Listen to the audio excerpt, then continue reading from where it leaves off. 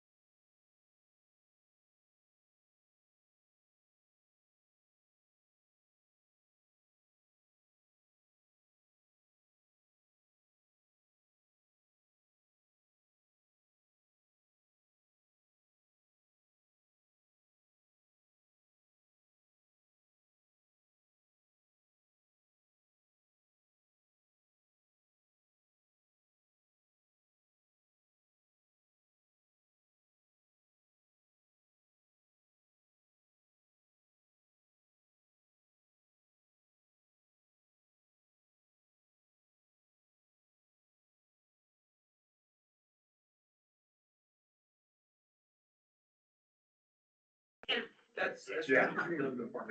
That was a bang for you to sit down, Commissioner. I'm coming. Good evening, everyone. It is 6 p.m. and I call this meeting to order. This is the North Front Range Transportation and Quality Planning Council. We will start with the Pledge of Allegiance. If you can stand, you can stand. Pledge of allegiance To the flag of the United States of America and to the republic for which it stands, one nation under God, indivisible, with liberty and justice for all. Well, welcome, everyone. Our next order of business is public comment. We would give anybody in the audience who wants to give public comment would have 3 minutes to speak. Is there anyone who wants to speak? Last chance. Okay, seeing no one, you can join us next month if you'd like to give public comment, or feel free to send us an email. So we will move on to council member announcements. Do any of our council members have announcements? Okay, no announcements. The next item is the consent agenda. We only have one item on the consent agenda, which is approval of the minutes from our last meeting. Is there a motion to approve the consent agenda? Approve consent agenda. All right, there's a motion and a second. Any further discussion? Seeing none, all in favor say aye. Aye. Anyone opposed, nay? Anyone abstaining? All right, the ayes have it. That passes. Then agenda item number 5 is the Air Pollution Control Division report, and that is written. So we will move on to the NFRMPO Air Quality Program updates from Dina Wojcik from Two Roads Environmental. And is Dina online? All right, Dina. I am here. Can you hear me? Yeah. Good evening. As a reminder, although I'm a RAC board member, I'm here tonight as your consultant. And I just wanted to report out on a number of things that happened in May. May was a great month. I want to highlight, first of all, that you're already aware that the Air Quality Enterprise voted to award the North Front Range NPO and jointly with the Pikes Peak Area Council of Governments, $100,000 to fund hosting this ozone conference that's being planned. During that meeting, they left the door open for us to come back and request additional funding based on some recommendations or suggestions that they had made. We have done that. And so those suggestions were, first of all, that the conference duration should be expanded. We had already heard that. We were already planning on that, but the budget that we had put forth to them at the time did not include that. They also suggested that we have a final conference report that should be published. They suggested that public communications on air quality, they kind of just made some related comments that public communications, especially EPA's air quality index, were very confusing. And fourth, they identified that the conference could help identify research gaps for future funding efforts from the Air Quality Enterprise. We, after consultation with the administrator of the Air Quality Enterprise, we agreed to incorporate 3 of those comments.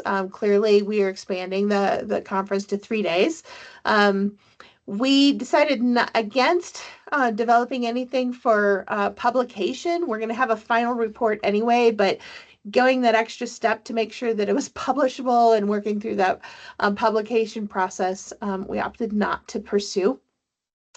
But we did then, we're talking to folks about incorporating public communications piece as well as then identifying research gaps. So we went forward and resubmitted application supplement asking for an additional $150,000.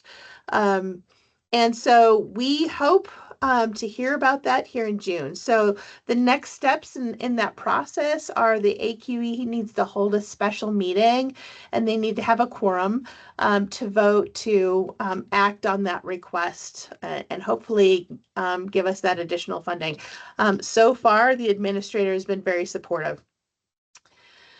The expansion to 3 days is really why the biggest part of why conference costs have increased dramatically. And so we initially had, for a 2-day conference, had estimated the conference cost was going to be roughly around $450,000. Now we're estimating total cost for 3 days is roughly $670,000. And so we put that together. I can share the details of why that is, but as you can imagine, food is a big part of the cost. But we also decided that, we really, again, we're trying to get researchers there, provide scholarships for government operations or other organizations that needed help getting there, and keep ultimately our registration costs low so we could get a broader audience to attend the conference. And that's largely the biggest costs of this increase. So again, the food, and then increasing for the stipends and scholarships. And then there were other increases as well. So I do want to share with you, if I can, a graphic. Let's see if I can find it.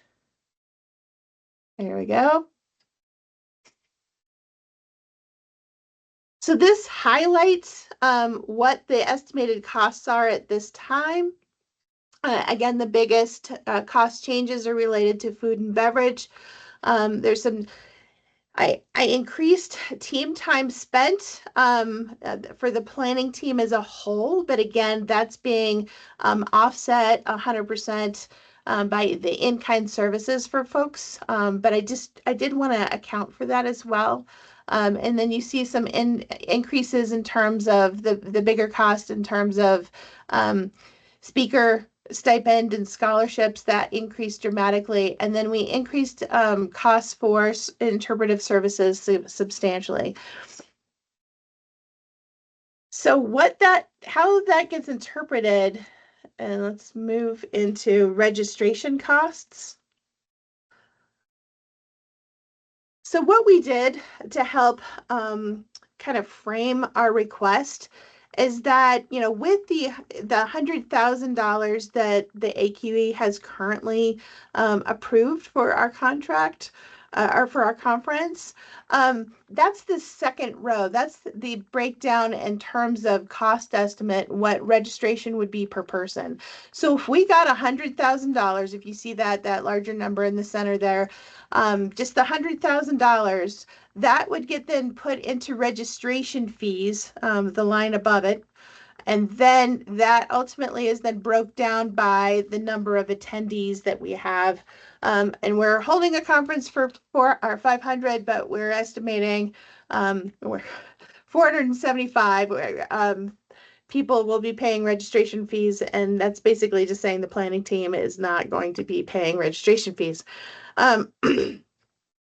So we go from $100,000, and this is the breakdown to registration fees. And if you just keep adding an extra 50,000 to where you get this extra 150,000 on the far end, that finally gets us to a registration cost per person. And that's a flat rate across all categories of registrants of less than $300 per person. So we ultimately think there's going to be different categories, perhaps industries paying more, and community organizations are paying less.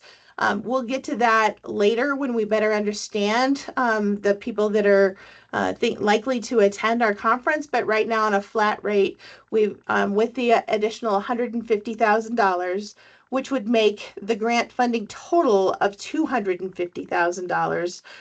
That would then translate into an ultimate registration for of $300 per person. Are there any questions on this piece? I don't see any, Dina. All right, I'm gonna stop sharing that. Okay, I just want to highlight that we have a call for abstracts that's been issued. Deadline for submitting abstracts is June 23rd. Anyone can submit an abstract related to the various topics we've listed in the call for abstracts. I think we've gone through that before, but on wildfires and background and research that's ongoing, as well as air quality planning, management, public communication, and emerging issues. So we are getting a number of questions about the conference and who should be submitting abstracts. So we will continue to do some marketing there to make sure that we're getting a good response. I think we have a handful of folks that have submitted abstracts so far. We've held a couple of town halls related to the conference itself. There was one on May 15th, and then we just held our second town hall yesterday, last night actually. We've had attendance. I think the first one was roughly around 18 attendees that weren't people part of the planning team. And last night, I think we had roughly the same number. And we're getting mostly people from Colorado. We are getting a handful of folks from out of state. So I think in May we had some folks from Arizona and Utah. And then last night we had some people from Nevada and California.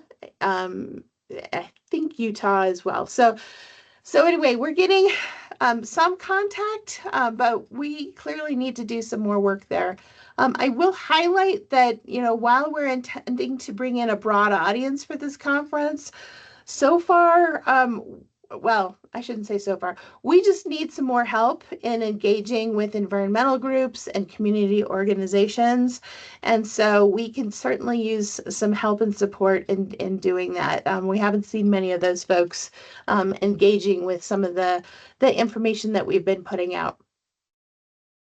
All right, transitioning into ozone monitoring. It's that time of year again when we're starting to see higher ozone levels at the monitors.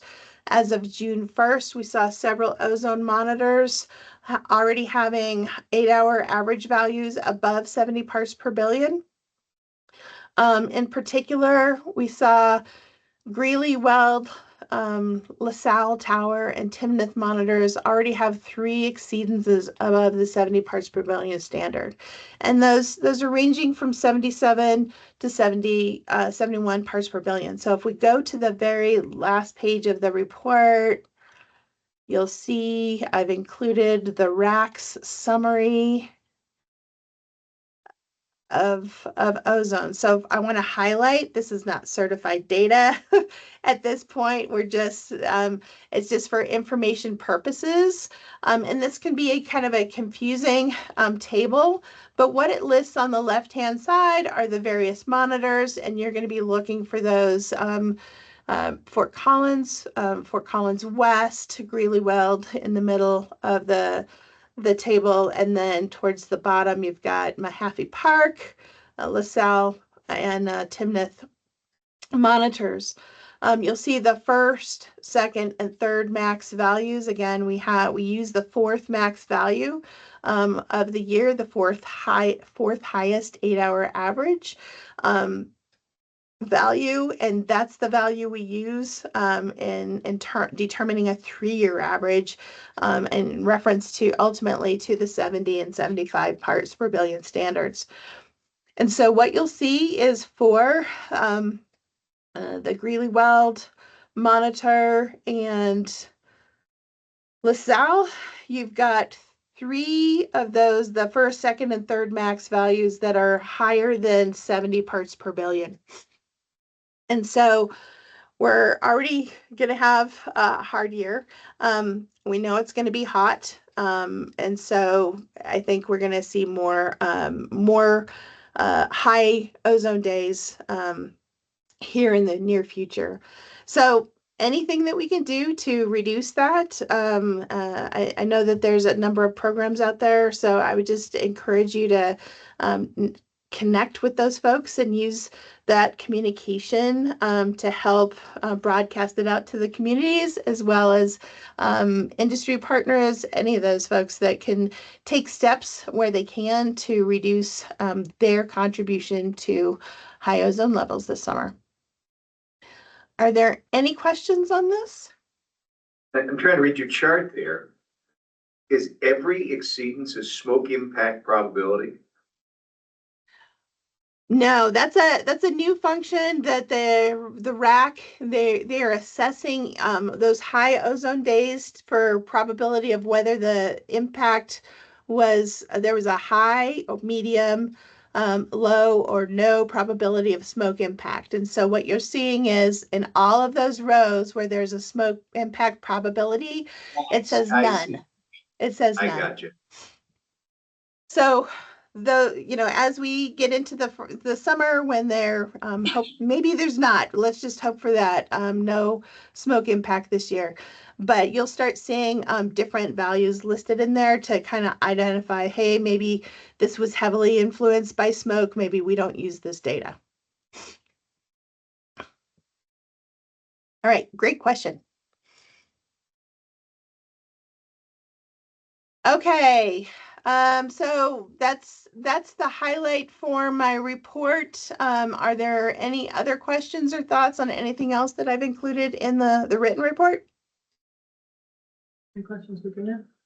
Yeah, I'm just wondering, is there a way to look at any of these sites online in real time?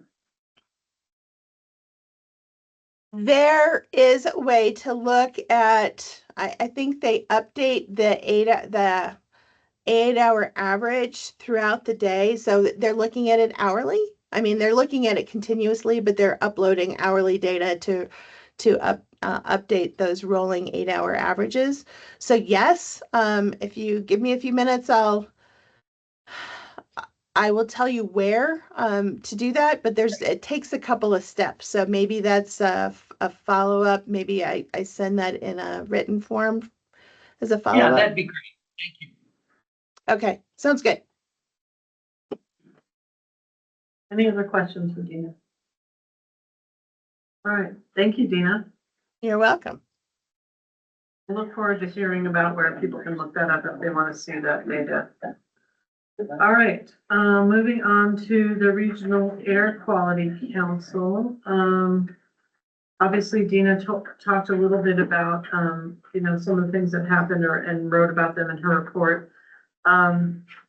But so folks know that there will be a white paper report and a one-pager at the end of June that will discuss health impacts, and that'll likely be presented to the RAC board in July of 2026. By June 30th, there will be the future ozone impact analysis, and that will show emission control strategies, calculation assumptions, associated ozone reduction estimates based on the evaluation of the fall's 2025 blueprint control strategies, to sort of see what would happen if those control strategies were implemented. And then there will be blueprint workshops during the summer and fall. There will be on July 15th, one on point sources and oil and gas. On July 28th, non-road and non-point. And August 12th will be on-road. And we'll be discussing the blueprint strategies at those workshops. And then finally, it sounds like the RAC staff will support and participate in the ozone exchange conference we're having, so that's great. And they will be developing some abstracts to present some of the work that they're doing at the RAC level and the work that they're doing with other consultants.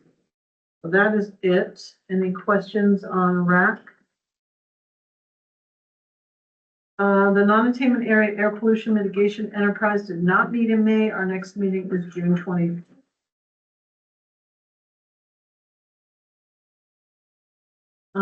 So report of the chair. I just have a couple things. And I'll talk a little bit more when we talk about, what happened at the STAC meeting, although there's a written report of last month's STAC meeting. But we did talk a lot, well, both in the STAC meeting and then, National Association of Counties meeting that I attended about Bill 250, which is the surface transportation reauthorization, which has been, announced and has gone through the first committee. This is a bipartisan bill. There are more dollars in it than we thought there would be. I got a slide for you. Oh, why did I know that? What slide on? Okay, Big enough? there you go. So, I guess this compares IIJA and the 250. So it actually says that there's more money, for the surface transport, for the authorization, there's more dollars. So that's really good because we actually thought that there could be fewer dollars and there are, more dollars. There are fewer discretionary, grants. There is, transit funding has gone down, but it hasn't gone down in a really significant way. There's a lot of money for bridge funding in this thing, or in this new program, and more that goes to local government for bridge formula funding. So that's really good news. They did away with Commissioner James's favorite program, which was the carbon reduction program. No more crap. Well, it's a federal government, we can't promise that. And so, but the CMAQ stayed in place, so there will be dollars that are available for, dealing with, ozone and non-attainment areas and that. Some of the grants have changed names. I think the Bill grant is now called the STAG grant, which stands for Surface Transportation Acceleration Grant. NPOs will see some more dollars, especially planning dollars coming to them. And the match won't be as high, is my understanding. 90% versus like 80-20. So that's good. Some more money for freight, including truck parking dollars. And Safe Streets and Roads for All will be kept in place, which is good because that is one that we can that's dollars that we can directly access as local governments. So that's kind of the high level stuff, and you can obviously see that on the slide that I didn't know. No, We're that's never okay. we're in the same wavelength, like There between you my go. report. So her report may go into other details about that. The only thing that I wanted to, let folks know about is, let me find the date for it. So the long-awaited Pooter Trail will, be opening. We're having a ribbon cutting, ceremony at Timnath Community Park. Yeah. The ribbon joining. It's a ribbon joining. Joining. Okay. The link. My invitation does not say joining, it does say cutting, but we are joining. So we are joining the sections that had not been joined. There was a mile or two that hadn't been completed, and that's now complete. So it runs, the trail runs from Bellevue, which is northwest of Fort Collins, all the way to Greeley. And there will be a ribbon joining on Saturday, June 13th, at Timnath Community Park at 9 a.m. So welcome everyone to come and join a ribbon. If you've never been to it, Scissors, that's what I want. no sharp scissors. Big scissors. They're not entrusting elected officials with sharp scissors. Also, there will be activities from, I think, 10 to 1. There will be activities, so you can bring kiddos and adults alike will have a fun time. So we're really excited though that this is 50 years in the making and it's a really exciting project for us and we'll connect the two communities. I will not be riding the whole 55 miles, but I encourage others. Well, do it in segments. Somebody has to do the ribbon joining. Yeah. You can ride to it, Chair. We'll see about that. So anyway, that's it for me. Thanks. So we will move on to the executive directors. Oh, any questions, I guess? You park at my house and ride, it's about half a mile. That is, now that sounds like a plan that I can do. All right, I'll let Elizabeth take over. All right, there's a lot going on with our organization, so I went ahead and just put together a written report that you guys can go through and read on your time, just because I feel like it's going to take up a lot of time here for our meetings. And Commissioner Stevens had talked about maybe needing or finding some benefit in us talking about kind of a legislative summary from this most recent session. And so I thought we could maybe just use that time to highlight a couple of bills that maybe if you have PTSD, you don't want to revisit, but I think for the purpose of this, we just hit on the surface transportation reauthorization bill, so I don't think we need to go through that. That was gonna be one of the main things too, that we just wanna make sure you guys are following. Commissioner Stevens is right, it went through the House and Transportation Infrastructure Committee. It still has to go through other House committees, finance and so forth, before the House accepts it. But based on the presentation by CDOT this morning, they do feel like that it's very optimistic that the House will approve this bill as presented and marked up. They're not as optimistic on the Senate side, and they think that the Senate will have other priorities that they want to identify. So I would say most of us are just anticipating operating under a continuing resolution after September 30th, which is the deadline on when we're going to try to do that, which is not uncommon for reauthorization of our transportation bills. I think everybody originally was very nervous about what was going to come out, and I think that what I met with the other executive directors of the MPOs last Friday, everybody, the general consensus was it's not as bad as we thought it was going to be, and the funding is remaining for the most part stable. So I think we're encouraged by that at a federal level. So just stay tuned, and as we get more, our organizations, our AMPOs, our NACOs, our NARCs, they're, and NLC, as they're starting to go through and provide more briefings. CDOT also mentioned that they would help put together a fact sheet for us. We will share that with you guys so that you have those and have the talking points so you can stay informed. From a local level, there's still lots going on. We do know that some of the House bills regarding 1398 regarding the retail delivery fee for our MMOF.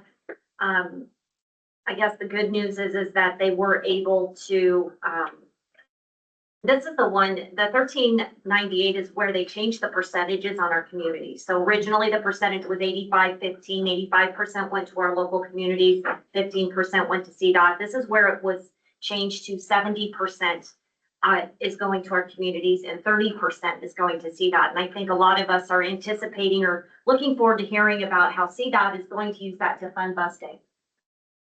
I don't know if that's in your report, but. I was hoping to avoid that. All right, well, we'll move on. 1399 is the other MMOF, essentially where they were going to eliminate the general fund transfer, the 10.5 million, pretty much completely, and it was limited to 3 years. So the retail delivery fee will still occur. The general fund transfer will not. We will be presenting a future MMOF where that's going to land for us as an organization to you guys in the near future. The presentation will be at our technical advisory committee meeting later in June. And so we will probably be bringing that back to you guys in July on how that will really impact our organization. So stay tuned. And maybe just the other one that I think you guys might have the most discussion on would be 1430, House Bill 1430.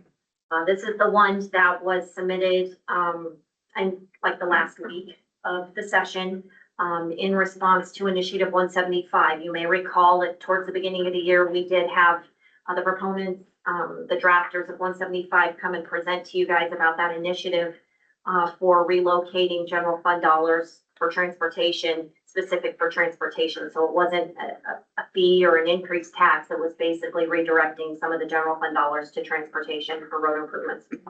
1430 is in response to that if that does pass, then they're going to reduce the state gas tax from 22 cents to 14 cents essentially as a state. And I would just say, discussion purposes wise, what would help me, if you're out and about or talking to legalese people, I would think that if you needed to now increase ever that gas tax back to its original level, that would still be considered a tax increase and have to go to a vote of the people. But I'm not an attorney. Sometimes I try to play one on TV, but it doesn't work out well for me. So that would just be something where to keep in mind that it's one thing, you know, when I'll just, and I mentioned it at STAC last month. I have been in transportation and participated in this organization for a lot of years. I've been in government 29 years. Every time I've been a part of it, I've always heard CDOT saying we don't have enough state gas tax funds to fund our system. And so it is definitely interesting that when I asked CDOT how they support reducing their own their funding, that their response was, we just want to remain net neutral. And so as long as they don't feel like their current budget was impacted, they didn't feel like it was a necessary, a negative to their work, to their department. So this bill also does a lot of other things. It creates a transportation funding work group. As long as the ballot is withdrawn. So as long as Initiative 175 doesn't happen, and doesn't move forward, then this transportation funding work group will be appointed by the governor. And there's a lot of member appointed positions that the Senate, the House Speaker, that they all get to choose a person to sit on that transportation funding committee. It also creates a new enterprise that doesn't currently exist, a road enterprise cash fund. This road enterprise is being established through our oversized overweight state permit fees. And so it's a negligible number. I mean, it's like $14.2 million. It's a small number in its overall CDOT's overall budget. But they think that the framework that it creates could really provide an opportunity for like their asset management program and maintaining their roads in the future. Which maybe you have more information on how that works.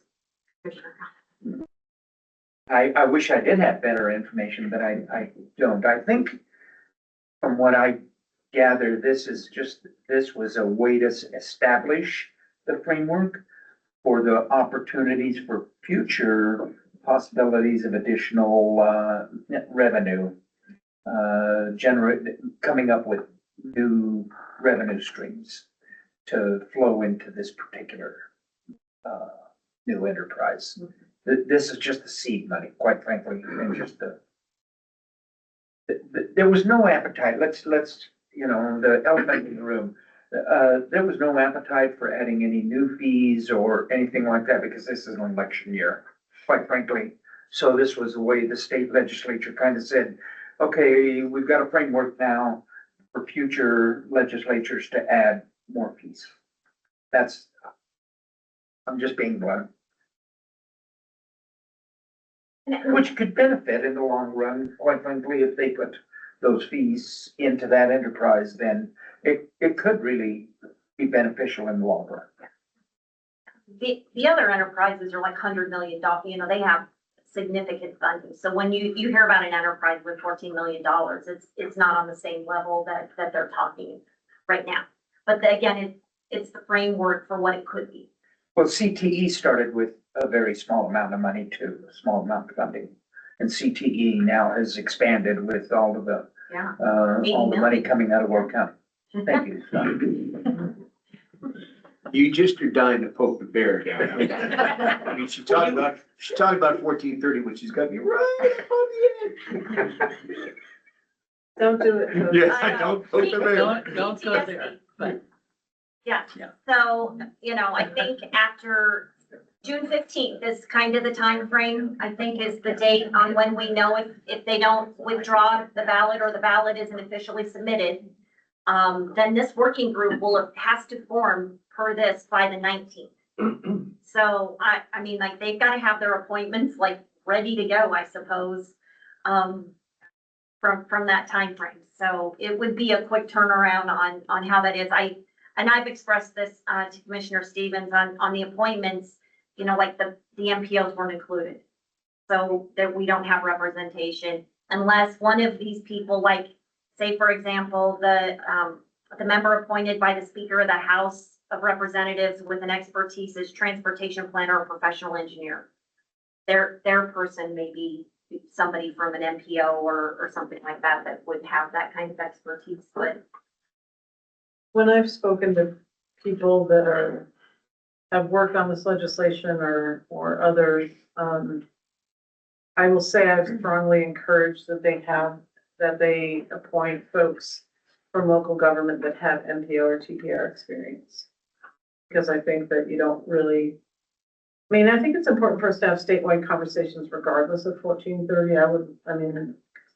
I've heard Commissioner James talk about it too. We have to have a conversation, a holistic conversation about how we fund transportation.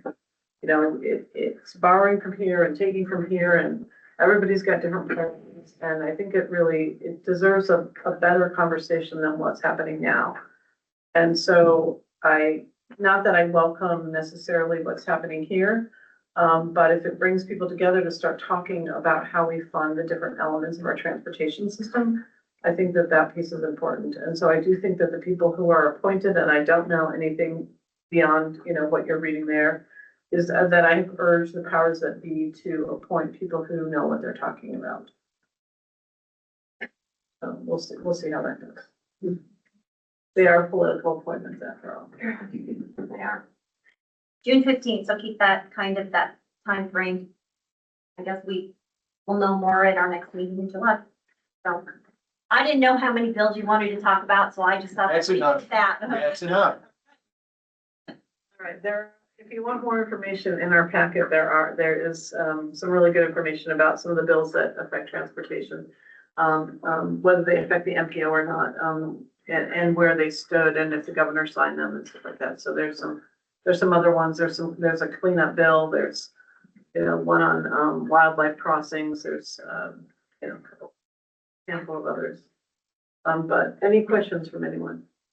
Do you have anything else? No. Okay. All right. Any questions for Elizabeth? No. Scott, if Commissioner James Don't poke the bear. is exercising a lot of self-control. I appreciate you recognizing that, Madam Chair. There's frustration here. Just be thankful Johnny's not here because we feed off one another. All right, we will move on to our Colorado Transportation Investment Office CTIO report from Tricia Canonico. Thank you. So we Can met you on come up the, to the podium? I just don't know how far away, you're a little far away from the owls. Do you mind? oh, yeah, sure, no problem. Okay, thank you. Sorry, with every room being different, you never know what to do. So, we met on the 20th of last month, and, the first thing we talked about was the Pike Peak Region representative had asked for, support for an express toll lanes study, and, that's moving forward. No, that really doesn't pertain to our region, but, anybody who travels along I-25 and is interested in getting through that region, I think that's important for all of us. And then our transportation commissioner brought up problems that he's encountering and has seen, and I'm sure all of us have seen this along the express lanes on I-25 with speeding and tailgating, and starting to think about if there's a need for possible future legislation there, and there was support from the board for that proposal. And then what we really looked at was toll rate adjustments moving forward, and the toll policy is looked at annually, and initial rates are informed by traffic analysis to make sure financial and operational goals are met, and really trying to balance traffic throughput and reliable travel times with depth coverage and maintenance requirements.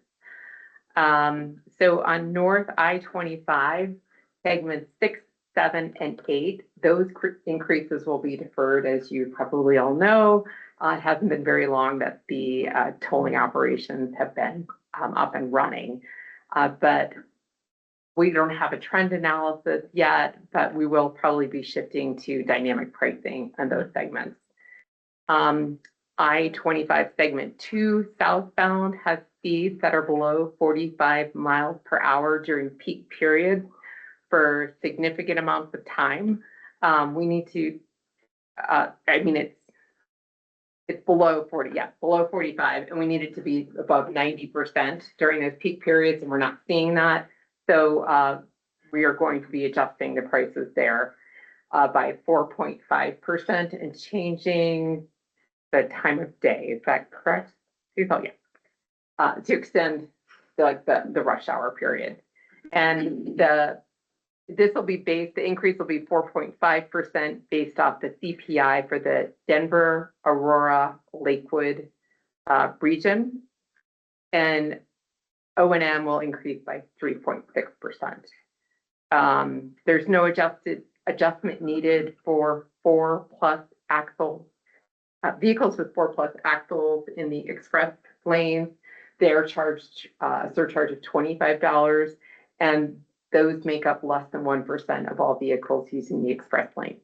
So no adjustment needed there. Then we kind of talked about the 10-year plan, which was being voted on the following day. And, there's been a lot of discussion about how do we fund Mustang. And we decided that that's something that shouldn't be impacting the 10-year plan, but we really need to have an analysis of all of our funding streams, tolls by corridor, step by corridor, and that's the enforcement, for people crossing over the double white line there. And we really need to look at inner corridor usage. So, even though you live in the I-25 corridor area, that doesn't mean you're not using the express lanes on I-70. So a more comprehensive look at all of that. And we also have a messaging gap, and we really need to clarify what the restrictions are on tolling revenue. We also looked at a West Metro station study. So they're moving forward with the mountain rail, and there'll be a station location in the Arvada area. So it's really interesting to see this parallel system moving in place with Front Range passenger rail as well. And that's really all I have. So, do you have anything to add? Just great job. Tricia does a great job taking all those notes and presenting to you all. The only addition to that is that there was some discussion from the board to staff about the 4.5% increase based on inflation. And so the staff is taking it back to take another look at, and probably going to be coming back with some policy changes on how we adjust the tolls. So that's to come in the future. For equity. Yeah, and I think part of the problem was that some of the board members felt like gas prices had spiked way up, and trying to add another impact to drivers was we were concerned about that. And so and to staff's credit, we have terrific staff, by the way, at CTIO. They will take things back and look at them and come back with some potential adjustments. I was curious about that because I don't know how much you guys have been driving the corridor since we're tolling now. And it's amazing. I feel like we've gone back to before the toll, like our two general purpose lanes. Honestly, it is amazing to me how few people are actually using the toll lane when I'm on it, and how congested we are back between essentially Greeley to Fort Collins, and our price is $1.25. And so I'm interested, you talked about how we're not doing the dynamic pricing on this corridor, and I'm sitting there going, you might get 3 people at $1.25. You lower that to $1, and I think a whole bunch more people are gonna use that. I was on the other day and it was like $7 at the time of day.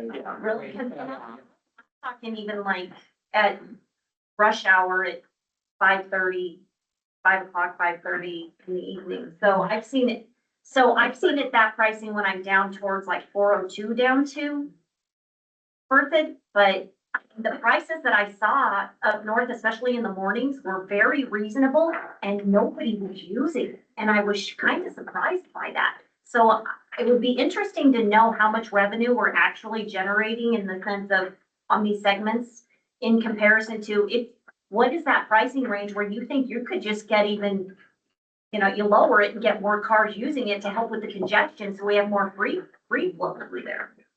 Yeah. And Yeah. I will tell you that we're less than a month with the trend, and we'll have to, I guarantee you analysis, but it's gonna take time. Yeah. You really have to take a look at about 3 weeks versus, I mean, we've gotta take a longer look. And I'm not ready to panic. Yeah. I think what we saw with South Gap, when it opened, it had this same kind of bell curve. And now South Gap is really, Used consistently. yeah. So Well, and I think if the congestion remains the way it is, I think more people would start to use it too, but it was just interesting to me on how few people I've seen using it.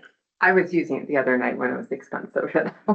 I was trying to get up from Denver. We all do the math, right? I mean, we Yeah. all do, it is interesting. You're like, I'm gonna be 15 minutes late, and maybe if I get into the fast lane, I can make it like 10. Yeah.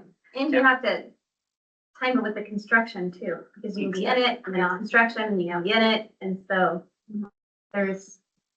And going south, if you get in the express lane in the morning, when it's really congested, it takes you further ahead and you get to, so I was like, that's worth the Yes. money. Yeah. I think we all do those calculations. We do. Right? The psychology of it is very interesting.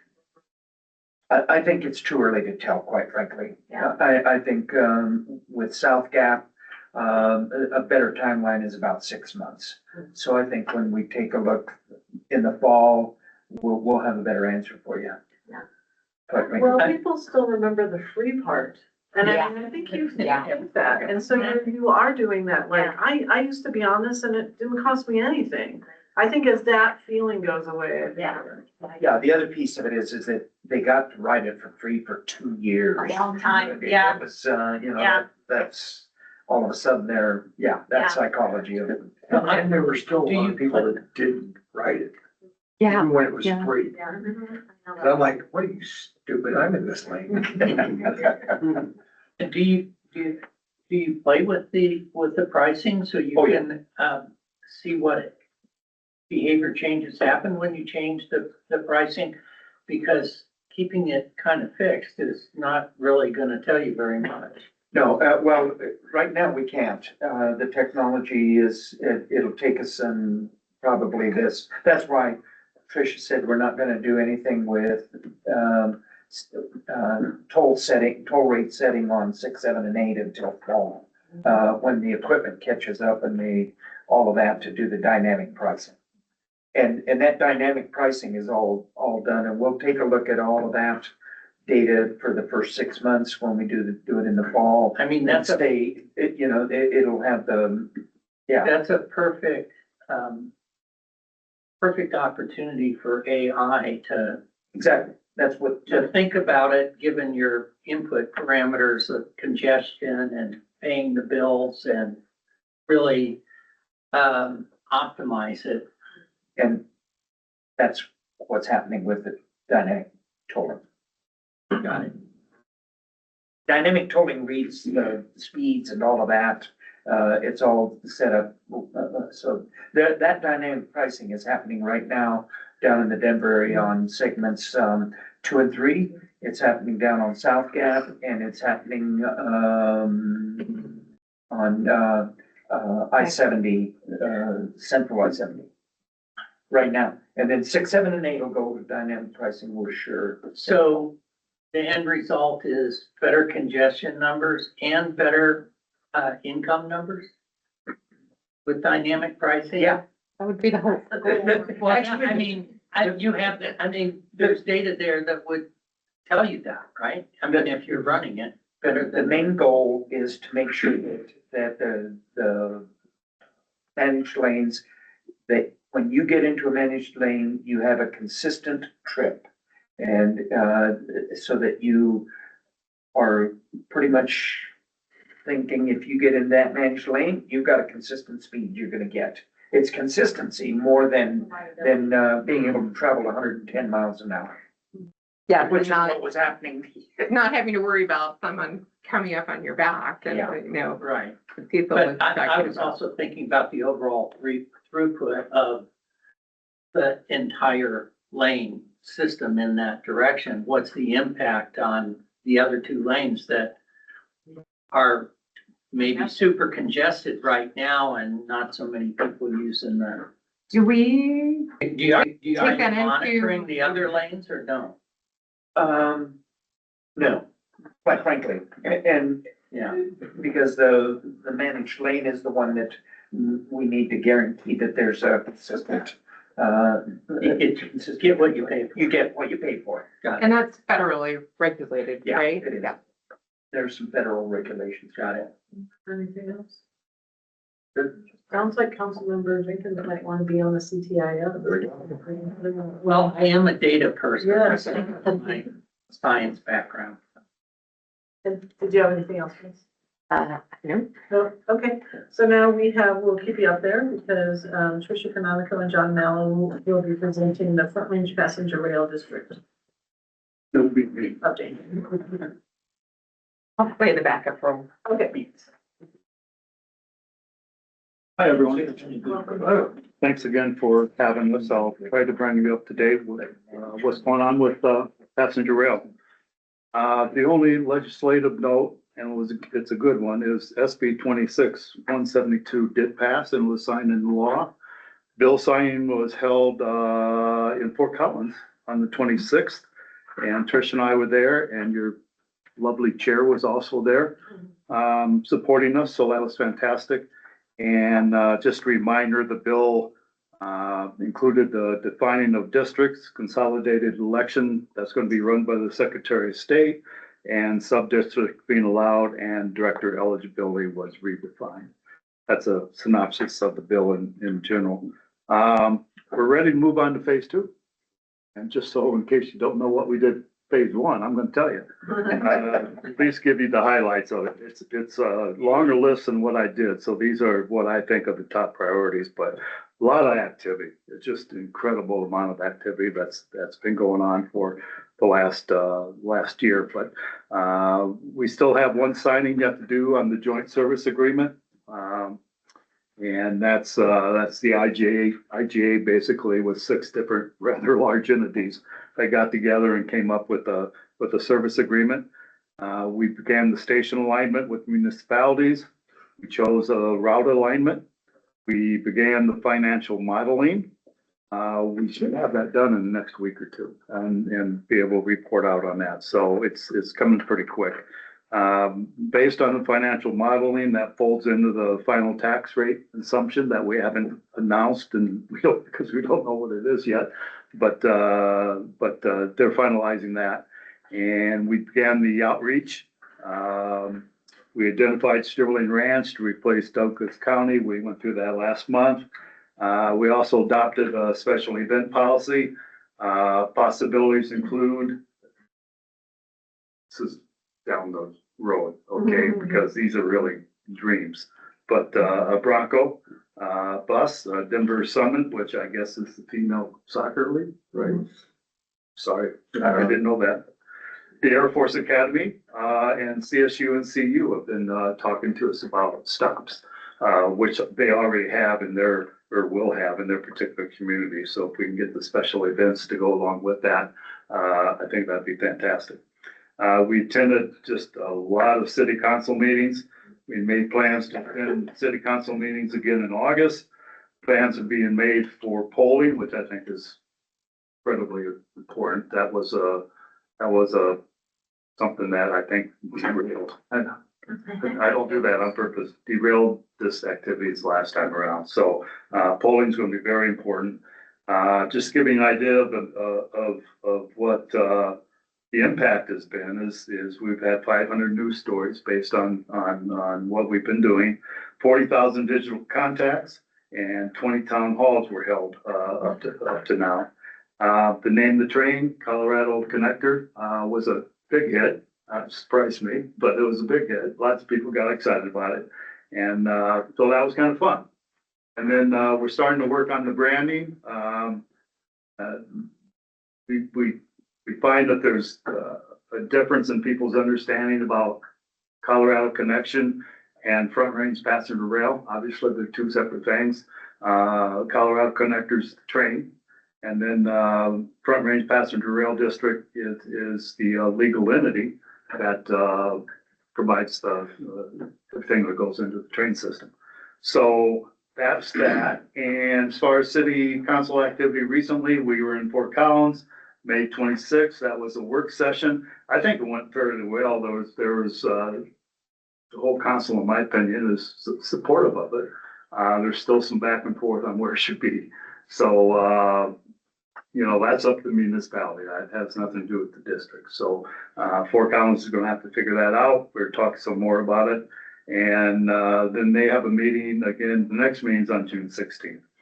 And then in Loveland, we had our June 2nd regular meeting. Thank you, Mr. Mayor, for your support and your other councilors. It was unanimous. It was on consent agenda. It was not pulled. I thought Pat was going to not, just kidding, but it, Full sorry, Tricia. now I know. So it was unanimous on the vote, and so what we were basically voting on was an adoption of a resolution, basically confirming the proposed Loveland Passenger Rail Station summary, which is basically a document that says what the city wants to do to establish their train stop in the station, which is up to them, of course. But we wanted something in writing, so that when if we take it to the voters, we'll have something more concrete that we're gonna build a bunch of stations. So there's some specificity to it. So that was that, and let's see. Oh, and because we met before June 30th, we hopefully receive a 10% bonus, for getting it back early. So, we talked about 175. That's gonna be real interesting. It's gonna impact us all, right? So we got to keep an eye on that, but I think you know what the specifics are and why it's happening. So I won't give you my opinion on that. Any questions? Thank you. Thank you, John. Yeah. I will just add that, because of this new legislation, usually the quiet period before going to the ballot would start at the end of July. But because we're now working with the Secretary of State instead of the individual, county clerk to run the election, we have more time to make the decision. So the quiet period will probably be conservative, be starting August 15th, and it'll be that board meeting at the end of August where we'll make the decision, go to the ballot or not go to the ballot. You folks understand what's meant by that? Yeah. Mhm. Right? Any questions? All right, thank you. All right, moving on, we have the Finance Committee report, which is written, TAC Executive Summary, which is written, the Colorado Legislature updates, which we've heard a little bit about, but there's also written summary of all those updates. The mobility program updates are written, and so we will move on to our only action item, which is a May 2026 TIP amendment resolution. And Jonathan, okay, so Jonathan, we'll let you talk about this item, please. Thank you, and hello, everyone. Sorry I couldn't be there in person. I am recovering from illness. So the May 2026 TIP amendment includes 2 project modifications and 1 project addition from various agencies. The first modification is from the Larimer County project, Wilkes County Road 13 or Laramie County Road 1, and Wilkes County Road 54 or Larimer County Road 18 roundabout with an addition of $10,614,122 local overmatch funding, all in fiscal year 26. The second modification is for the Fort Collins project Foothills Transit Station and roundabout. First, the scope of the project changes from final construction to final design. This modification removes $10,714,000 federal raise grant award, as the award has been withdrawn by the United States Department of Transportation. For MMOF, $389,835 is removed from fiscal year 25, and $96,019 is removed from fiscal year 26, as Fort Collins is declining their second MMOF award. For faster funds, all $400,000 will be removed from this project and will be rescoped to a different project in the future. Additionally, $1,587,110 local funding and $732,371 local overmatched is removed. The remaining local funds are used to satisfy the MMOF match requirement. The project addition is from Greeley with the project 35th Avenue intersection improvements with $850,000 federal discretionary funding, $298,694 federal highway safety improvement program funding, or HSIP, and $256,799 local funding, all in fiscal year 27. The public comment period opened on May 18th and will close on June 16th. The approval of this amendment is contingent on there being no public comments by the end of that period. An environmental and demographic impact analysis was conducted for Greeley's project addition, which can be found in the packet. NFRMPO staff noted no disadvantages and TAC supported adding the May 2026 TIP amendment to the fiscal year 24 through 27 TIP at their meeting on May 20th.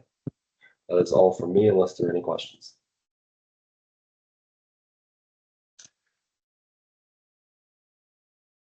Jonathan, I have a question about the Fort Collins project. So they are forfeiting all those dollars and they're just looking at designing the project, and so I assume that delays the project by years, right? I have not heard of their updated timeline. I guess we will learn when we do our TIP delay process later in this year. Just curious about that. I don't know if Dana's on or not, but we did meet with them and talked through, like, so they're reevaluating other opportunities that they could figure out, but they want to keep the design moving forward so that once they kind of figure out how to maybe put together craft other funding, that they would still be ready to go with that project. Okay. But they still had to go through this TIP amendment because of those funds being removed. And I may be wrong on this, but maybe they're trying to get those raised dollars back. Did they sue to try to get those raised dollars, or we don't know anything about that? I haven't heard the status of that. Okay. That's neither here nor there. Okay. So any other questions about the TIP amendment? Is there a motion? Move to approve resolution 2026-11. Motion and a second, to approve the TIP amendment. Any further discussion? Seeing none, all in favor say aye. Aye. Anyone opposed, nay? Anyone abstaining? All right, the ayes have it, that passes. We'll move on to our discussion items, and our first item is the Front Range NPO audit. And so Tanya is here. Yeah, the auditors should be, Do you want to introduce them? yeah. Oh, they're online. Yeah. Yeah, Tanya, we'll have you come up and get closer to the speakers and then. So this year, our audit firm is STAP LLC. And presenting will be, Paternay or Kennedy. I will not attempt to butcher his last name. And Sampson should be with us. Yeah. Good afternoon, everyone. My name is Paten Kennedy Kupeso, and with me today I have Samson Aflabi, Managing Principal of SCA PLC. Good And- afternoon. We also have the concurring partner, Daphne. She should be joining us soon. All right. And with that, I'm gonna go ahead and start the presentation. I wanted to start by saying thank you for the opportunity to present the fiscal year 2025 audit results. Management was very kind to us. We worked with them very well, and they provided all the information we needed to prepare this different report that you have here. Today, I will provide an overview of our audit approach, the audit results, the financial highlights, the federal compliance result, required government communication, and upcoming accounting standard that might affect the organization. With that, we can go to the next slide. All right. Audit risk assessment. During planning, we identified several areas requiring enhanced audit attention. First was federal grant revenue, given the significant amount of federal funding and compliance requirements. Second, we had cash and investment. Third, we had lease accounting under GASB 87. And then we had compensated absences under GASB 101. Fifth, we had compliance with uniform guidance requirement associated with federal award. And finally, we addressed the required fraud audit procedures. And with that, I'm pleased to report that all of these areas were tested extensively without any compliance issue or exception. There were no identification of fraud or any fraudulent activity that need to be reported at this time.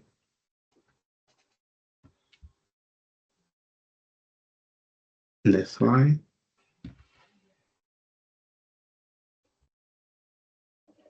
This slide contains the most important audit conclusion, which is the unmodified opinion given to NFRMPO for the year under review. That means the financial statements are fairly presented in accordance with generally accepted accounting principles. We also identified no material weaknesses and no significant deficiencies in internal control over financial reporting.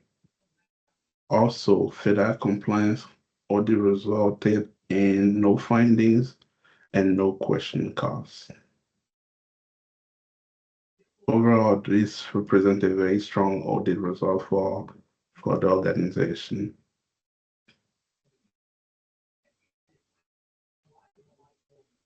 Next slide. Financial highlights. At a high level, NFRMPO remained financially stable. Total net position ended the year with approximately 7.3 million. Net position decreased by about 238,000, and federal award increased significantly to approximately 1.53 million. Cash and investment remained strong and approximately at 6.3%, almost a 1% increase from prior year. The key takeaway on this slide is that the organization continues to maintain a strong balance sheet and liquidity position.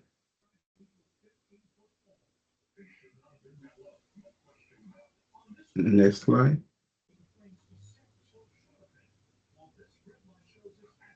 Okay, thank you.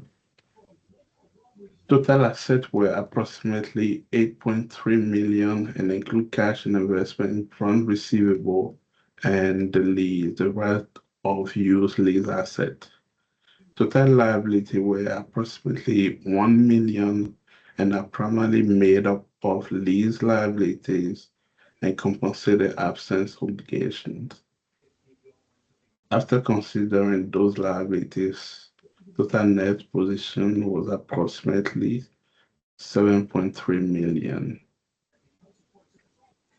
While net position decreased from prior year, the organization continued to maintain a very strong net asset position relative to its obligation, relative to the liabilities.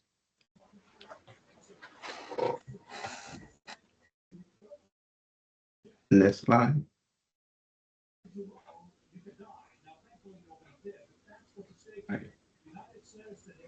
Federal grant remain the largest revenue source for and continue to be primary funding mechanism for MPO operation.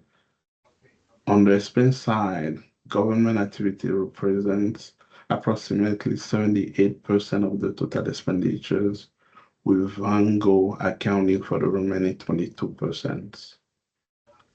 The overall change in net position was a decrease of approximately 238,000.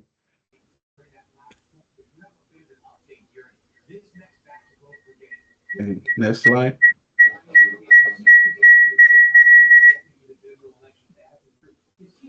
Talking about the general fund, revenue increased to approximately 1.8 million this year, driven largely by the increase in federal grant activities. Expenditure were approximately 2.2 million. As a result, there was a fund balance decrease by approximately 325,000 for the year. Although the fund balance declined, the reduction was considerably smaller than prior year decrease, indicating that the organization is improving. Okay, next slide, Vango. The Vango program continued to show positive trend. Operating revenue increased approximately 126,000, reflecting growth in user participation and fare collection. Operating expenses increased as well, resulting in an operating loss, which is expected for a public transportation program of this nature. Looking at the statistic, active FEMPO routes were about 22 for the year. You had about 28 registered van, an average of 73 subscribers for the van, and a fare recovery ratio of about 21%.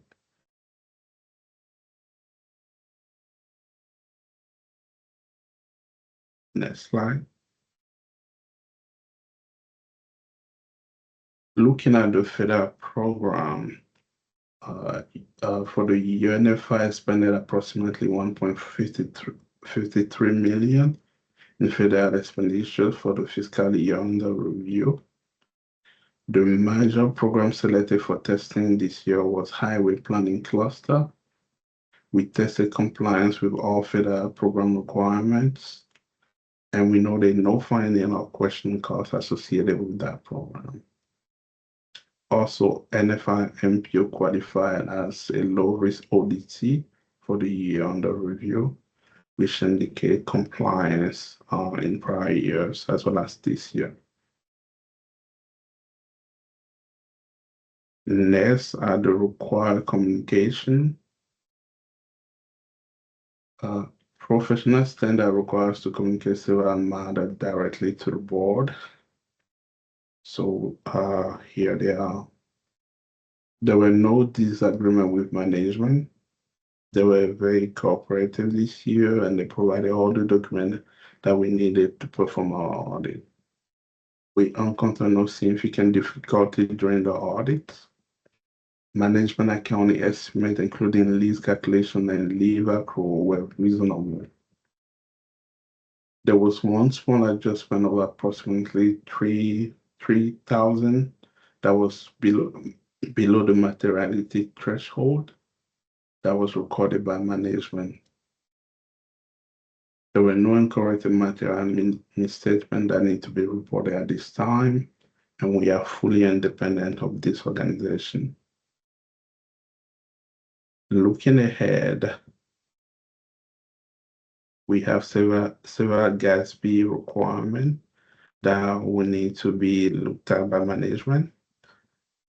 Two of them have been taken into account in this year financial statement review, and the upcoming one will be discussed with management in after the audit and preparation for the next fiscal year audit.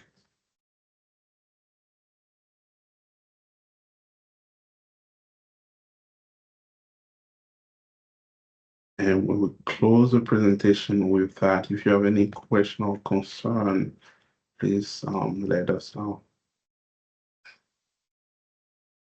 Thank you, Mr. Is it Kupesa? Yes.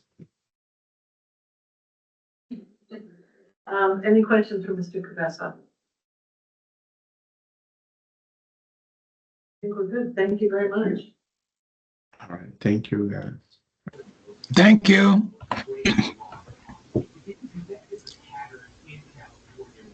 All right, so clean audit is always good, and know that there's stuff that we need to get new gas fee requirements for next year. We will turn it over now to Elizabeth Relford and Tanya Burshek for the budget update. Tanya and Michelle, I think are gonna. Oh, Tanya. Remember that one. Okay.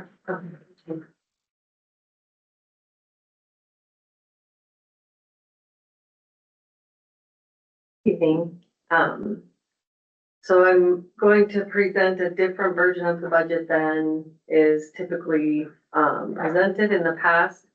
We've presented the UPWP budget, and they've been combined with the NPO budget in the same resolution. However, the UPWP simply reflects an estimated planning total revenues broken down by task. The NPO budget includes expenditures and revenues for the entire organization. During the certification review process this year, our federal partners confirmed that we do not need to combine the two budgets for adoption. Also, the UPWP budget can be amended to reflect planning total estimates, which are also included as revenues in the NPO budget. The benefit of adopting the UPWP as an estimated totals separately from the NPO means that when the NPO receives CDOT contracts with amounts that don't match our estimated amounts, amended resolution would not be required. The same is true for adopting the NPO's budget separately. It would not require a budget amendment unless there are unanticipated revenues in excess of what was estimated, and emergency fund transfers, spending limit exceedances, or grant project scope or timelines that were changed substantially. These amendments can be made collectively through a budget supplemental process. This change gives the council a more clear understanding of the entire organization's budget of revenue and expenditures, and eliminates the need to adopt resolutions based on fluctuating funding from the state and federal governments. We did review the budget with the Finance Committee on May 21st. Since that presentation, errors in the formulas were discovered, which resulted in a deviation from the original totals. There was a difference in net gain and loss. However, the Colorado Trust Fund reserves are still not projected to be needed this year, which is in contrast to 2025. I don't know if you can get to the bottom part of that or not. Thanks. In 2025, as the auditors presented, we operated at a deficit of about $233,000. So we had to use, and if you see the line with the Colorado Trust interest, it was all interest funds, so we hadn't dipped into the reserves. We were just using the interest that had accrued. But in 2026, we're projecting to not need to dip as far into those reserves. There was already an approved use for the MMF local match of 130,000. But there should not, we also put the net gain as an exact number. However, as we get close to the end of the year, see the actuals, we can adjust that to be closer to, I like to have like $100 in the positive to reflect what we actually pulled from the interest of the Colorado Trust. Question? Questions? The bottom part of the table is definitely the table to focus on. So you can see from 2025 actuals, we did have a deficit of 385,000 that we drew from. And what Tanya is saying is for essentially this budget, we are not anticipating needing to do that. Staff's done a great job of trying to get additional funds to support the organization and operating the organization. So as a result, I just wanted more transparency on, we have our Colorado Trust. You see the balance, the 6.1 from 25 and versus our 6.3 right now, as of May. And so I just want you guys to see essentially, the health of our organization and where we're at. If you guys are good with this format, we will turn around probably in July and ask you to do our 27 budget. But we've been trying to work through and, go, the audit, close out 25 so that we can then focus on 26 so that we can bring 27 to you. And I think we just wanted you guys, we're going through a new financial system. We're in that process of operating in 2 financial systems right now.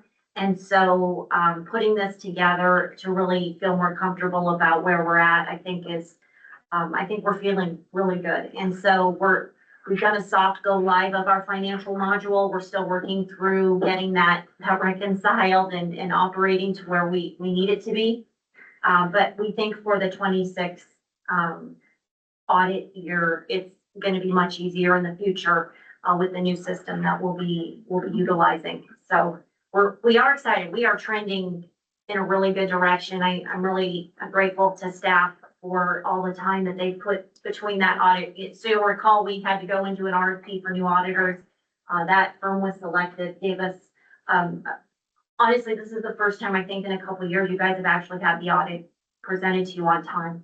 So we're really proud that the auditors have been meeting schedule, not just because they gave us a non-modified, but also because you can see that we're trending in a really good place as an organization. And so I'm really encouraged and optimistic by, all the work that staff's put together and what they're presenting to you guys. Questions for Tanya? He's bet with us on this, Yeah, thank you. going over all the teams meetings. Right. Thank you. I just have a question about Van Gogh. Do we expect that the fare box or the fare revenue should be a higher percentage? I mean, I know that we, after COVID, Van Gogh struggled a bit for ridership. And is the expectation that they're, because I think the auditor said, 21% or something? Right. What was that before COVID? Do we expect to get back to that? Or, are we, I know that there's a decent amount of money that comes in every year and, there's some reserves. And so I know it's not, but at some point, do we scale down an operation that's maybe not functioning as well as it used to? I know that, in speaking with Shane about fares and with, I guess, the Fort Collins did an RFP for their own van pool program. He's wanting to kind of stay competitive with that and ride out to see, we don't want to shoot ourselves by, making it inaccessible. So in comparison to COVID, pre-COVID, at one time, we operated at 99 routes. We're at 22 routes. So Van Gogh was very successful pre-COVID. We're just now starting to see that trend where people are coming back. And I'll be honest, I feel like right now it's because of gas prices. Right. So gas prices are really our best selling point right now, where we're seeing people are, because let's face it, grocery prices have gone up and people now are saying I have to choose between groceries and gas. And so we have seen more people reaching out about wanting to try and get on routes. We've also talked with, Dr. Cog. We do have a lot of people, like in the Wells County area that are in the Brighton area. That's in Dr. Cog's region, but they want to ride Van Gogh and maybe not the services that are offered in the Dr. Cog boundary to go to like Boulder or other places. So, you know, what would an intergovernmental agreement with Dr. Cog look like as a future opportunity to where we wouldn't have to necessarily have routes that just were specific to our organization within our boundary, when we know that the benefit would help no matter which region you're in from a non-attainment perspective. So those are future conversations that we want to have with Dr. Cog about, you know, what can we do about a joint intergovernmental agreement for operating across our boundaries and supporting one another, because it really, you know, it shouldn't matter which entity you're working with as long as the benefit is there from that van pool rideshare perspective, I think. But we're staying, I would say, somewhat stable right now. I would say at this point, because it can be the interest that we earn off of our Colorado Trust can help subsidize it, I wouldn't say that we're necessarily operating in the red. I think that the goal would be that anything that we get from this point, if we dropped less than where we are at right now, I mean, essentially Shane is the only FTE, one person we have assigned to managing this entire program. At one time when we had 99 routes, I want to say we had 3 FTE. So just as a comparison. And just a comment, if you look at the trend line, for the percentage, it's in a upward slope, not a downward slope. So over multiple years. So last year it And that's was been like, COVID, yeah. right. So last year it was 19%. 19%, and now it's 21, and the year before that, it was below 19. So there's a multi-year trend up. The question is, can you get it to go up steeper? And what could you do to make that happen, to make it more efficient? So. Come on up, Michelle. I was gonna just add to that with regards to, COVID. One of the things we found with the Van Gogh program too, is that since so many people got used to working remotely, that has contributed. So, it's my understanding through conversations is that having it get to pre-COVID levels is a little unrealistic just because the way the workforce has changed. So I think we're encouraged that it is increasing. Yes. Like it is. And it would be surprising to have it ramp back up like it was pre-COVID. And I guess we have scaled down. I didn't realize the FTE kind of situation either. So we have kind of responded to what's happening. You don't have any more bones to cut there. That's all right. Yeah, I mean, you're pretty much cutting the program after Shane. So.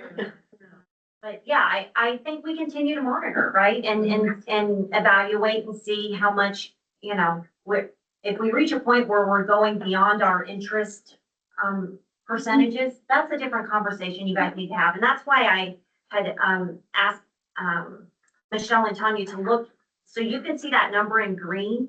That's really for you to identify and keep an eye on how much you're having to dip into the reserves into our trust to do that. And we're not anticipating having to do that for this year. And so I think that's just really encouraging. And I just wanted you guys to see the difference between last year and this year. Well, and I also think that some of the things that, that Shane has worked on have, you know, that are customer focused, the app and so on, to make it easier to use the Van Gogh program should translate to, hey, this is easier to use once I join, it's not a pain. So those things are, you know, those efforts are probably really important on impacting potential growth if you have customers that are really happy with the service and can spread the word. Right. And honestly, you as our communities, you help us a lot. So you know, I'm trying to reach out and come visit you guys as our schedules allow. Well, Tanya, Becky and I were at the town of LaSalle Tuesday night, meeting with their entire town board. And it was, they have a lot of new elected officials and they weren't as familiar ago. And so they're sitting there going, well, we're a bedroom community. How are we not using this service? And so it gives another opportunity for you guys to help, you know, remind you know, your communities that we have this service. That if we need people to come out and do a presentation and say, hey, did you know that this is available? Let us know. We want to give you as much information as we can to help you support the program. The fare box recovery rate of 21% is actually pretty strong compared to the national average for transit. So it's, I think that I didn't know- 21%. What is Bud I know saying? for transit, but what Well, about this is- for commuting? I mean, is any difference? I just put this in the same vein as transit. Yeah, sure. Me, that is, Do we, I mean, Fort Collins coming into the market could also change things and we don't quite know how yet. Yeah. Right? We don't know what that's gonna do. If anything, whatever their fare is gonna be, ours is gonna be $1 less. Right. No, I don't, I'm kidding. I don't know, but, and I don't know if the, city of Fort Collins, council representative on the line has more information. I don't even know if they've brought that contract to their council yet, so. Thank you. thank you very much. We're good. All right, public improvement plan, again to Jonathan.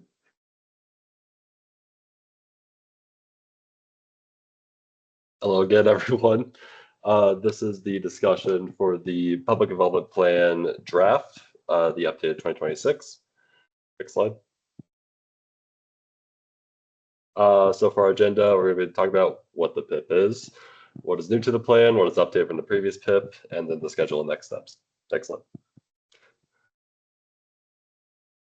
So the public development plan is updated every 4 years, and it establishes how the NFRMPO and its programs will engage the public and stakeholders in its transportation planning and air quality processes. The PIP outlines schedule, strategies, and methods to ensure all community members can participate meaningfully and stay informed. Next slide, please. So just going over what is added to this plan that was not in the previous plan. We included an executive summary with all our plans. We try to have more succinct versions of our large technical documents to make it more easily digestible by the public. We included an outreach locations map. So this is where we did events across the region. We included information on our GIS open data. So that's where you can, or anyone could go to access our map database that we make available to the public. We included information on our NFRMPO contact forms. So we currently have 3. There's the general contact us. You can comment on our website, and then you can send us a data request. Sometimes we do additional forms if there's something like the review coming up. And then we outline differences in public and stakeholder engagement. And then lastly, we included a PIP survey where we had results from 22 respondents.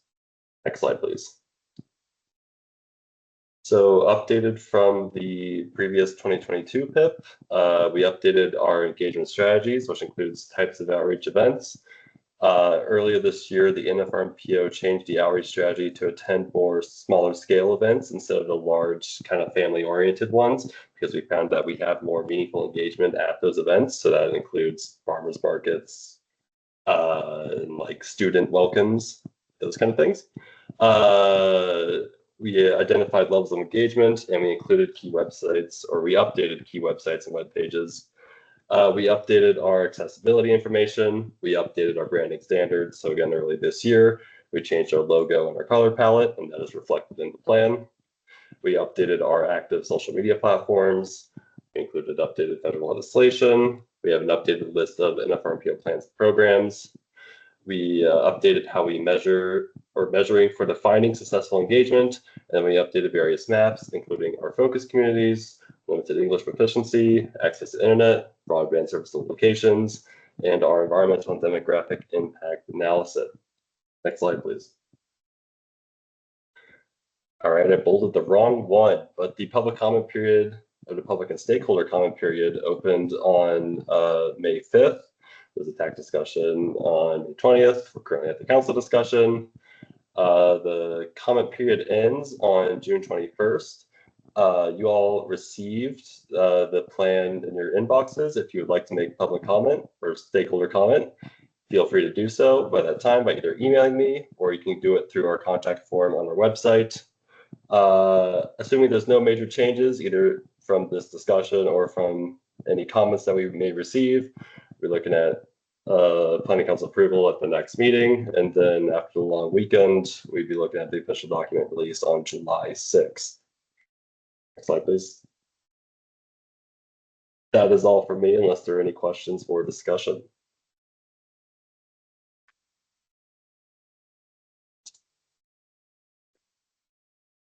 So, one thing with the survey, results, I mean, what's kind of the consensus? Do people know what the MPO is? Do they have any suggestions? I mean, was there any theme to the suggestions and the results that you received? A lot of people said they weren't sure. They like maybe. It was I think the highest answer.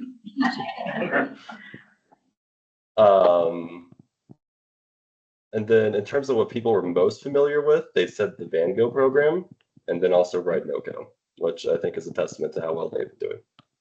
That's good. Okay, so yeah, I was just curious. Because I always feel like there's a lot of elected officials, unless they serve on this board, don't even really know what an MPO does it's not surprising that the public doesn't either. All right, anything else for Jonathan before we let him go? All right, thank you, Jonathan. Thank you. We will on to the GHG transportation report that we asked. Hello. Thank you. I'm going to present from over here. So I just wanted to bring this back to you all. It's been a while since I have talked about the GHG transportation report for our 2050 RTP amendments. Good news. Going to be going to TC in later this month. So we are, just a refresher, we are doing this GHG transportation report because we had to do a 2050 RTP amendment, which is also related to our TIP as well. So we'll have a new TIP.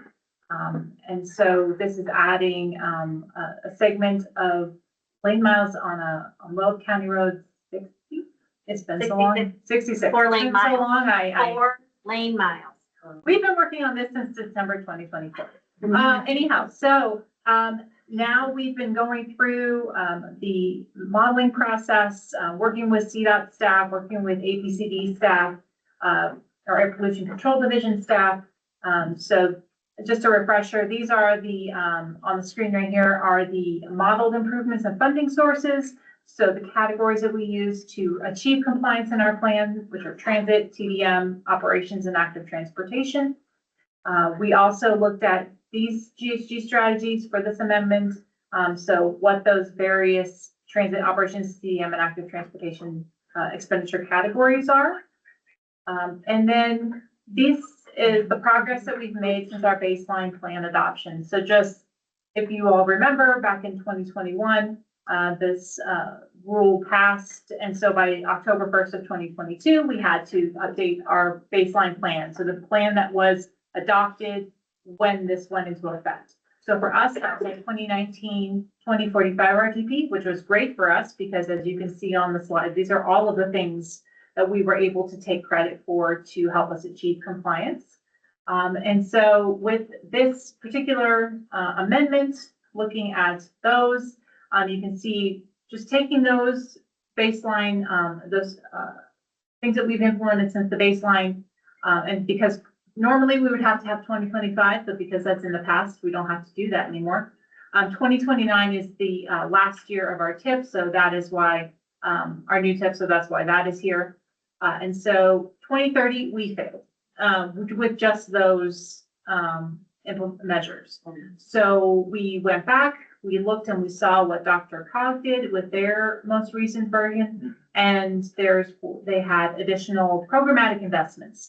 So these are things that you can't necessarily model very well, but there are things that we are doing that are part of the projects that we're doing in the model that are in the plan that again aren't easily modeled, but still help us achieve reductions. So these are the this whole list here, staff went through and, the plant, specifically Jerome and Michaela and Taziba, went through and found ways that we could get reductions. And the biggest one, surprisingly, broadband expansion. That gave us the biggest amount of reduction. So we will definitely be taking all of these into account with our 2055 RTP that we're also working on right now. So when taking these into account, we pass. So, we are still working through some minor disagreements that we're having right now with some calculations that are happening. So we hope to get those resolved tomorrow, hopefully. But we'll be going to, or I'll be going to TC, the workshop. So we're going to be able to do the workshop presentation on the 17th and have it approved on the 18th, hopefully. But yes, we are in compliance. Hopefully we can get this approved. If so, this will come back as an action item at the July council meeting, and then I will ship off the RTP amendment to FHWA to get that approved, and then we can hit full steam into our 2055 RTP. I believe that is one. No, this is. But yes, this is the presentation that I will be giving to the TC later this month. So unless there's any questions, that's all that I have. Any questions for Becky? Can you go back to your one showing the off model? The things program that- management? those right there. So, you have to understand this off model, the things that we're using here for off model calculations, this is so that we avoid having to do a map, having to do an additional plan, because that's where they were taking us down the road for adding 4 lane miles to amending our model. And this would only be for 1 year because we will have a new RTP. We have to do this all over again for our new RTP.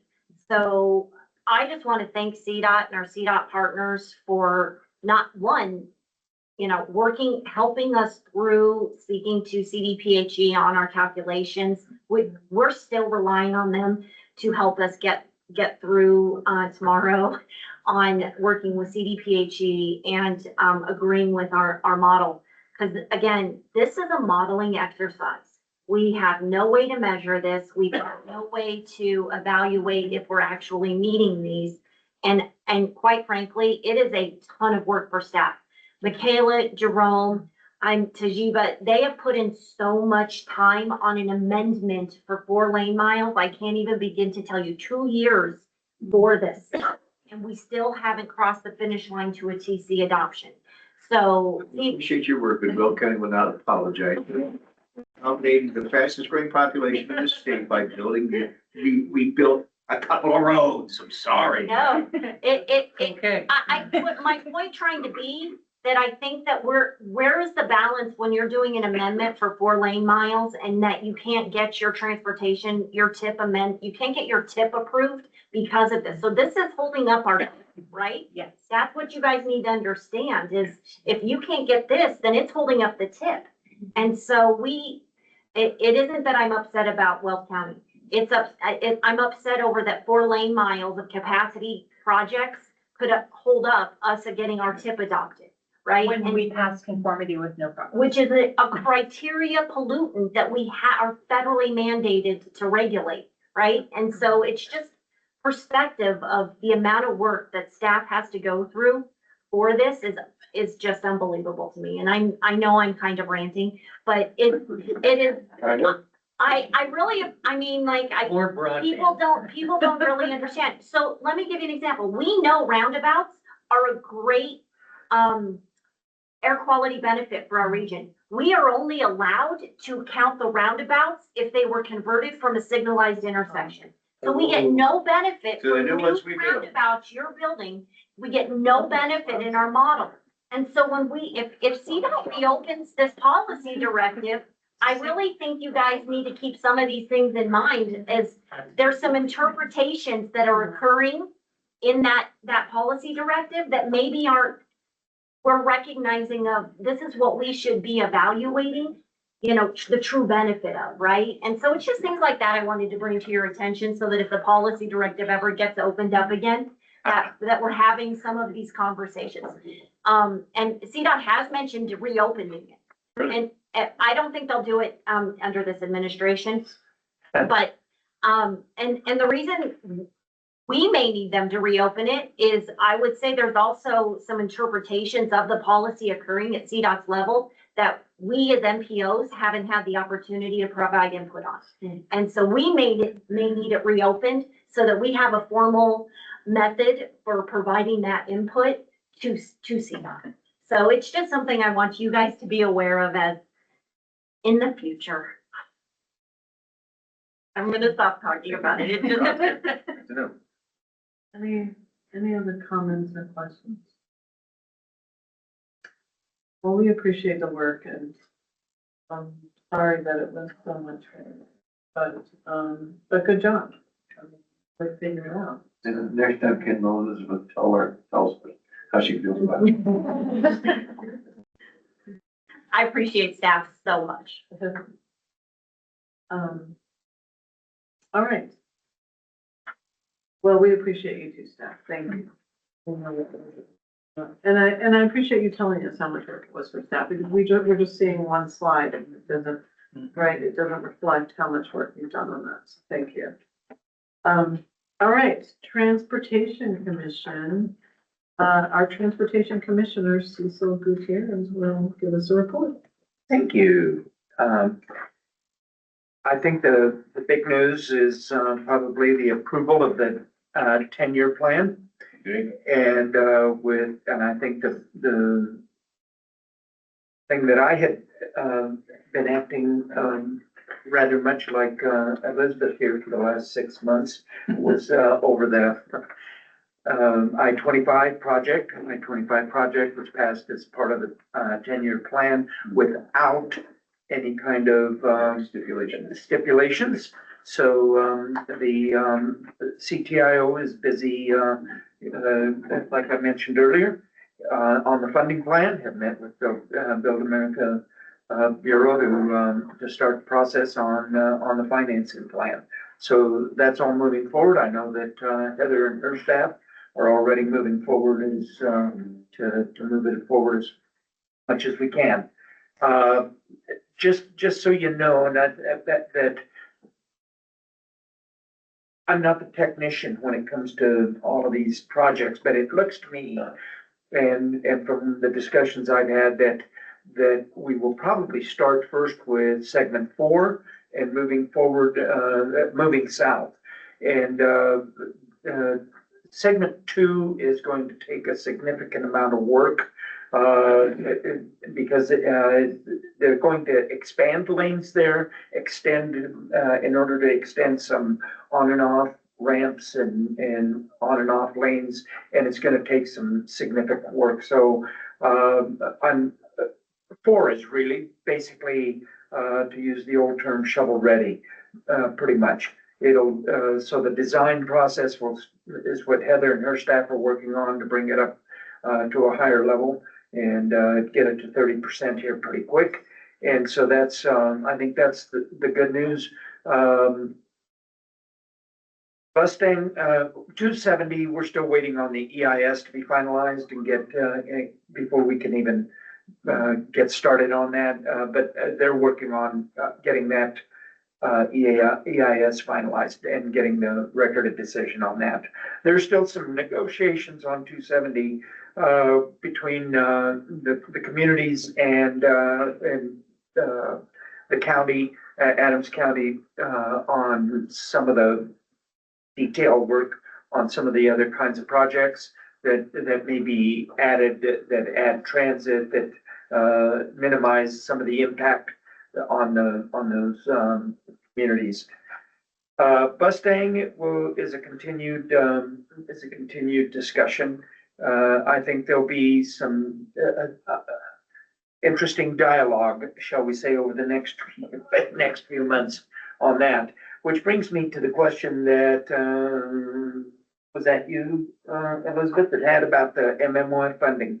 The MMOF funding has been part of the plan to fund Mustang at a, and it's not a huge amount of dollars, and making the change it doesn't actually add a significant amount of dollars to what CDOT is getting. In 27, with the split that we have now, it's $3.2 million is what CDOT gets. That'll increase in 28 to 3.4, 3.5 in 29, and then 3.7 in 30. So yeah. So that is not, basically, the MMOF, and the 10-year capital plan of $6 million. And then, Faster, which comes from Faster, $2.9 million from FDA, 5311 funds. And then 4.4 from the fare box for the 22.5 million, which is the 27 projected costs. So it really just gives us the bare bones of what we've got right now. It does not really give us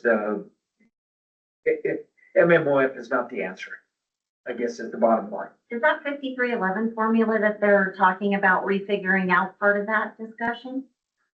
I heard that they now, she mentioned Ann mentioned this morning at staff that they're getting together and reworking the 5311 formula. Well, now that I haven't heard yet. I haven't heard anything about that. Okay, this is.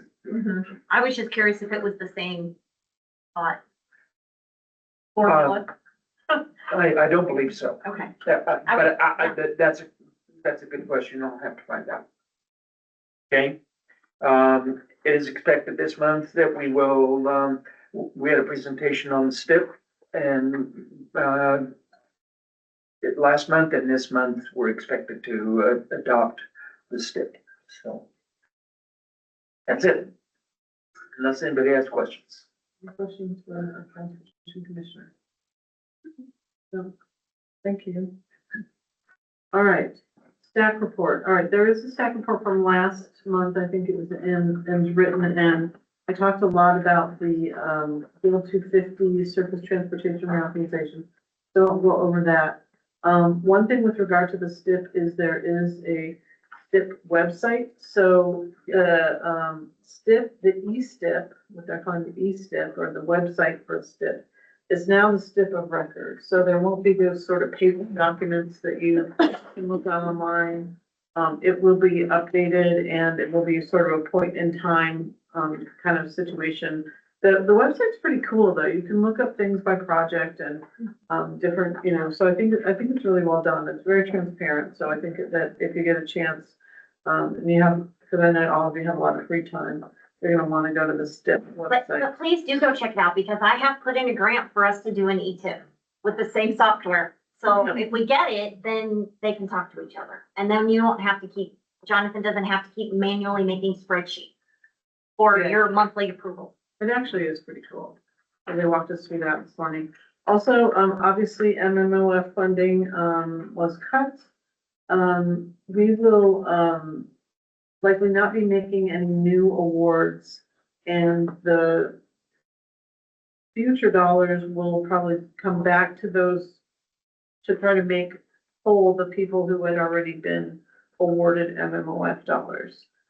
So, the TPRs and MPOs will not be having to do this work this time.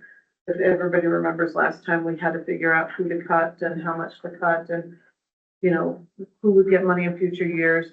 CDOT will be doing that work. And so, and like I said, the idea is to make whole those folks who have already had an agreement, but, wouldn't be getting the dollars. So I think that those dollars are on hold at least for the next 3 years, the MMOF dollars. So, we discussed that. We discussed, some things that were happening in Region 3. We had a pretty decent discussion about the Transportation Asset Management Program. I think we've all experienced and heard a lot from our colleagues about roads that are in bad condition and why you don't have enough money to fix those roads. And so, CDOT was really good about going through kind of their process for evaluating roads, inventorying roads, that were problematic, and then, you know, putting them on the list to make sure that they were taking care of those roads. There's clearly not enough dollars to do that at this point, to fix all the roads and bridges that need to be fixed. But for me, at least, I brought up the idea that this is something we need to have a better conversation around across the state, because there are a lot of people that have concerns that I don't feel like they feel like they're part of that process of inventorying and identifying these roads and bridges that need to be fixed. And so, I suggested that we should have more dialogue about this, that CDOT should have more dialogue with the people in those regions. I mean, we, you know, certainly with Heather Paddock in our region, we have a lot of those conversations, but I think there's areas of the state that are rural areas of the state that are really struggling with road conditions. And so I'm hoping, that this and or the potential, you know, working group that happens, that we start having a better conversation about how we're taking care of our road, because there's some serious deficits, and we need to address those sooner than later. And then I think that's it. So, that was kind of, it was a very long staff meeting, but we discussed some important things. So with that, we will move on to our last item on the agenda, which is the host council member report, and that is Will Carson. Thank you, Chair. Thank you all for coming out tonight. Really is an honor having you all. I'm really appreciative you guys all made the journey. We had just completed a congressionally designated spending. We got the funding to complete County Road 7 paving from Meade to Berthoud on, so we'll have that whole area, which is great for commuters going back and forth and for people when I-25 is under construction and whatnot. So we're all happy for that. Our 5-year sidewalk improvement plan is well underway. Last go around, we completed all downtown sidewalks. That was a big hit with everyone. 5-year road improvement plan is also under construction. We are expanding Berthoud Parkway and the Grand Market Avenue. There'll be a lot of roundabouts in here, so. Do that count? I wish. I can shorten this and say that some of these roundabouts, yes, will be under construction. Some of these are about done. So under construction or in the planning phase is the one by the Taco Bell. Grand Market Avenue is a golf course there. So as they come to expand, they're actually under review of making a larger roundabout there. The primary trail north of Heron Lakes, which connects to Loveland, there's a new grant retreat for construction being pursued on that. We're doing a railroad crossing safety study with partners from Wellington to Berthoud. The grant will be submitted, let's see, Berthoud Parkway widening adjacent to Mountain View Park with the handy ditch culvert widening.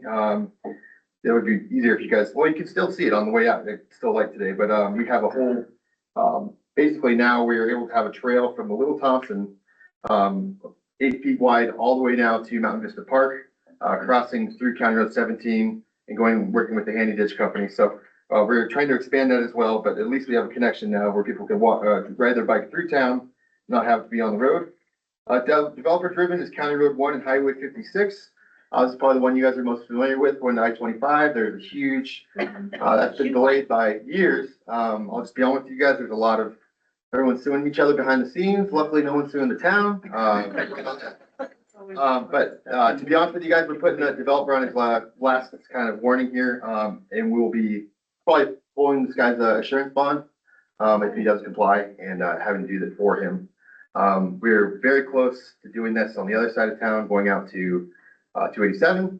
Luckily, that developer has now responded, and that should be underway, a intersection there, or lit intersection there by July. So other updates, hope you guys saw some golf carts around town. We're very proud of those. Trying to grow that movement. Not a lot in Northern Colorado to model off of other than Windsor. So, but it seems to be a hit, and as it grows and grows, Tunis got two. Okay, well, it seems to be just compounding and growing each year by year. So it's another mode of transportation that I hope we can grow. It's kind of fun to drive around. Last thing, not really related to transportation, but we do have our annual birthday days on Saturday. Starts at starts at 7 a.m. with the Troop 6 pancake breakfast. Yours truly is running the Berthoud 5K this year. I was only shooting for 100 people, got 100 shirts, and now we have over 200 registered. So I'm so happy to get it done with too and clear that. But if you guys don't have plans, show up. If you have plans, cancel those and show up. Thank you for being here. That's it. Great. All right, any other business? All right, as always, we'll be taking, suggestions for next month's, agenda. Our next meeting will be July 2nd, 2026, in the town of Youngstown. And with that, it is 7:59, we are adjourned. Could be on time, Chair. Yeah. No, early.